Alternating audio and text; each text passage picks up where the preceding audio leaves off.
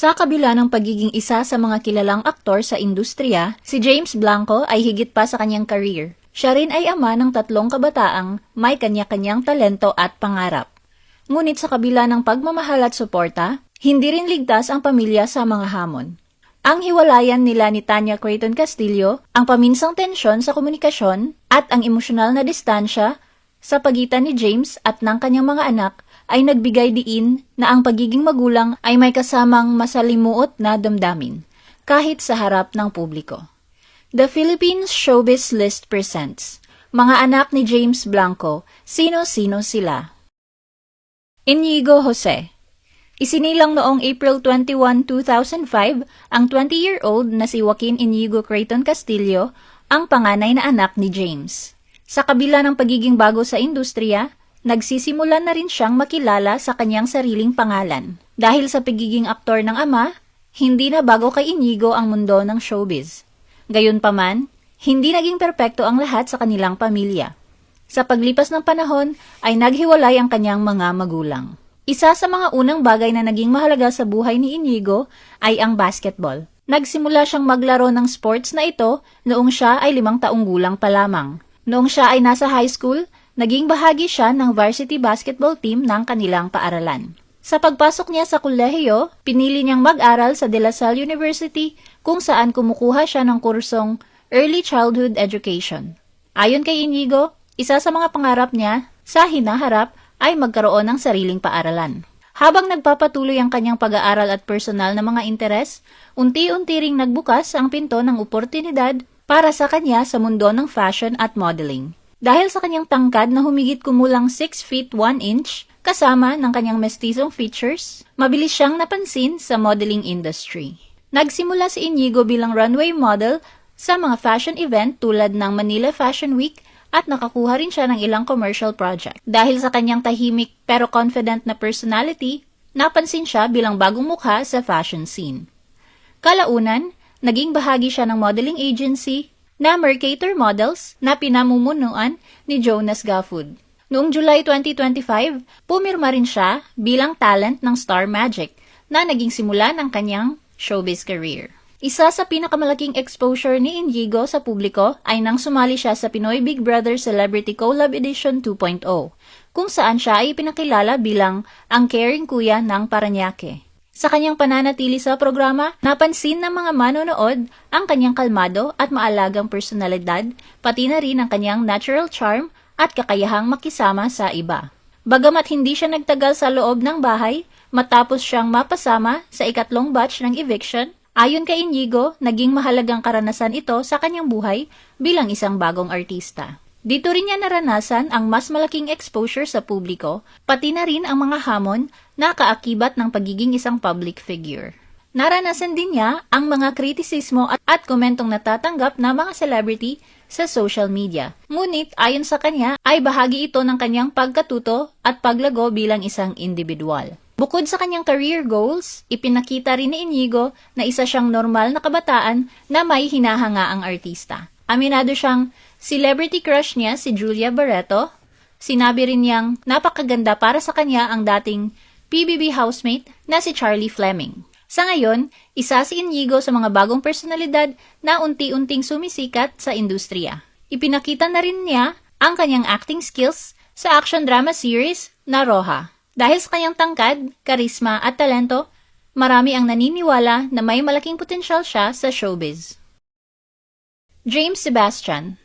Ang 19-year-old na si James Sebastian Creighton Castillo, ang pangalawang anak ni James. Kilala siya bilang isang enthusiastic student na may talento sa music at aktibo sa iba't ibang extracurricular activities. Nagtapos siya noong 2024 sa Parif Southridge School sa Muntinlupa City, kung saan ipinakita niya ang kanyang kakayahan hindi lamang sa academic kundi pati na rin sa leadership at school involvement. Si Sebastian ay nagsilbing Vinta House co-captain at pinangunahan ang Culinary Club bilang head. Bukod dito, nakatanggap din siya ng Loyalty Award. Si Sebastian ay kasalukuyang nag-aaral sa Ateneo de Manila University.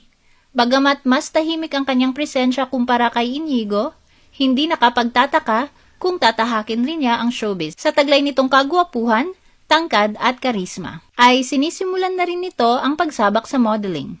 Bukod pa dito, ipinakita din ni Sebastian ang kanyang talento sa musika. Noong 2018, nanalo siya ng Mr. Pogi at Best Singer Award sa isang school competition. Sa kabila ng pagiging anak ni James Blanco, mas pinipili ni Sebastian ang pribadong buhay. Gayunpaman, paminsan-minsan ay lumalabas siya sa family post ng kanyang ama sa social media. Sa mga post na ito, makikita ang malapit na relasyon ni James sa kanyang mga anak. Madalas silang magkasama sa workout, bonding activities at simpleng family time. Natalia Simone. Ang 14-year-old na si Natalia Simone Creighton Castillo ang bunso at nag-iisang anak na babae ni James. Madalas siyang tawaging Mini-Me ng kanyang ama. Nag-aaral si Natalia sa Southville International School and Colleges sa Las Piñas City kung saan siya ay nasa grade 9. Aktibo rin siya sa sports at performing arts, lalo na sa ballet at gymnastics. Noong 2019, nanalo siya ng 4 na gold medal sa Moose Games Gymnastic Competition sa Bangkok, Thailand at gold medalist sa 2024 Philippine Cup. Aktibo rin si Natalia sa extracurricular activities, lalo na sa music and performing arts. Gumanap siya bilang Snow White sa school musical na Princess What's Her Name. Noong 2025, ginawa rin niya ang kanyang professional theater debut bilang Martha Cratchit sa produksyong #A Christmas Carol in Manila. Ipinakita rin ni Natalia ang kanyang talento sa modeling nang lumabas siya sa isang print ad ng Philippine Airlines kasama ang kanyang ina. Napanood din siya noon sa TV sa season 1 ng Bet on Your Baby. Noong August 3, 2025, ipinagdiwang ng kanyang ina na si Tanya Castillo ang 14th birthday ni Natalia sa isang heartwarming social media post. Inilarawan niya si Natalia bilang beautiful, talented, and sassy young woman at ipinahayag ang kanyang pagmamalaki sa paglaki ng kanyang bunsong anak. James opens up about his painful distance from his kids. Bilang ama, kilala si James sa kanyang pagmamahal at malasakit sa kanyang mga anak. Ayon sa kanya, malapit ang samahan ng magkakapatid at madalas silang magbanding sa bahay, nagbi-video games, nanonood ng pelikula o nagwe-workout. Paminsan-minsan ay nakikita rin sila sa kanyang social media post. Lumabas din ang buong pamilya sa TV, tulad ng sumali sila sa Family Feud Philippines. Sa mga panayam, sinabi ni James na minsan siyang nagdalawang isip na payagan si Inigo na pumasok sa showbiz dahil alam niyang mahirap ang industriya. Pero kalaunan ay sinuportahan niya ang anak. Pinayuhan din niya itong tapusin muna ang pag-aaral at tinuruan ng respeto sa trabaho at sa kapwa-artista. Pagkatapos ng hiwalayan nila ni Tanya Castillo, naging mas komplikado ang relasyon ng pamilya. Noong December 2025, sinabi ni Inigo sa isang interview na hindi na sila madalas magkausap ng kanyang ama at matagal na rin silang hindi nagkikita. Gayunpaman, sinabi niyang busy lang sila pareho at suportado pa rin niya ang mga proyekto ng ama. Noong March 12, 2026, sa isang YouTube interview kay OJ Diaz, naging emotional si James at sinabi niyang labis niyang namimiss ang kanyang mga anak. Ayon sa kanya, masakit para sa kanya na hindi na sila madalas magkita at sa social media na lang niya sila nakikita. Dahil sa bigat ng kanyang nararamdaman, sinabi ni James na pansamantala niyang tinanggal ang kanyang mga anak sa social media. Umaasa siya na maipapakita nito kung gaano kahalaga ang kanyang presensya sa kanilang buhay. Sa ngayon, hindi pa malinaw ang tunay na dahilan ng kanilang hindi pagkakaunawaan, ngunit maraming tao ang umaasang maaayos din ang relasyon ng mag-aama. Lalo na't kilala si James bilang isang mapagmahal at suportadong ama. Ano ang masasabi mo sa video na ito?